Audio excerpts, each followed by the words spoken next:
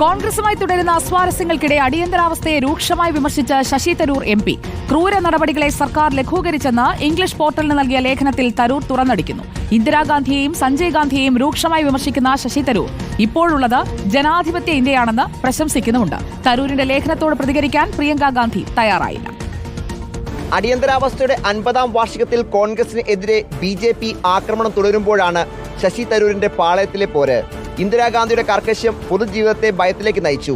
രാജ്യത്ത് അച്ചടക്കം കൊണ്ടുവരാൻ അടിയന്തരാവസ്ഥയ്ക്ക് കഴിയൂ എന്ന് ഇന്ദിര ശഠിച്ചു. സഞ്ജയ് ഗാന്ധിയുടെ പ്രവൃത്തികൾ കൊടും ക്രൂരതയുടേതായി. അടിയന്തരാവസ്ഥ കാലത്തെ തടങ്കലിലെ പീഡനവും വിചാരണ കൂടാതെയുള്ള കൊലപാതകങ്ങളും പുറംലോകം അറിഞ്ഞില്ല. ഇന്ദിരാഗാന്ധി, സഞ്ജയ് ഗാന്ധി എന്നിവരെ രൂക്ഷമായി വിമർശിക്കുന്ന തരൂർ ഇന്നത്തേത് ജനാധിപത്യ ഇന്ത്യ എന്ന് വ്യക്തമാക്കി മോദിയെ പുകഴ്ത്തുകയും ചെയ്തു. അടിയന്തരാവസ്ഥയുടെ പാഠങ്ങൾ എന്ന ലേഖനത്തിലാണ് തരൂരിന്റെ രൂക്ഷ വിമർശനം. സഹപ്രവർത്തകൻ BJPയുടെ വരികൾ ഓരോന്നായി ആവർത്തിക്കുന്നു എന്ന് കോൺഗ്രസ് ലോക്സഭാ വിപ്പ് മാണിക്യൻ ടാഗോർ പ്രതികരിച്ചു. തരൂരിന്റെ ലേഖനവുമായി ബന്ധപ്പെട്ട ചോദ്യങ്ങളോട് പ്രിയങ്ക ഗാന്ധി പ്രതികരിച്ചില്ല. डॉक्टर शशि थरूर ने इमरजेंसी को लेकर के एक आर्टिकल लिखा है, उसमें उन्होंने उस समय की सरकार को दोषी ठहराया. क्या कहना है सर? मैंने उनका आर्टिकल पढ़ा नहीं. ശശി തരൂർ നടത്തുന്ന പരസ്യ പ്രതികരണങ്ങളുടെ കടുത്ത അതൃപ്തിയിലാണ് എനിക്ക് പിന്നിൽ കാണുന്ന കോൺഗ്രസിന്റെ ദേശീയ ആസ്ഥാനം ഇന്ദിരാഭവൻ ഉള്ളത്. തരൂർ BJPയിലേക്ക് പോവുകയാണെങ്കിൽ പോകട്ടെ എന്ന നിലപാടാണ് ഭൂരിഭാഗം നേതാക്കൾക്കും എന്ന് വേണം വിലയിരുത്താൻ.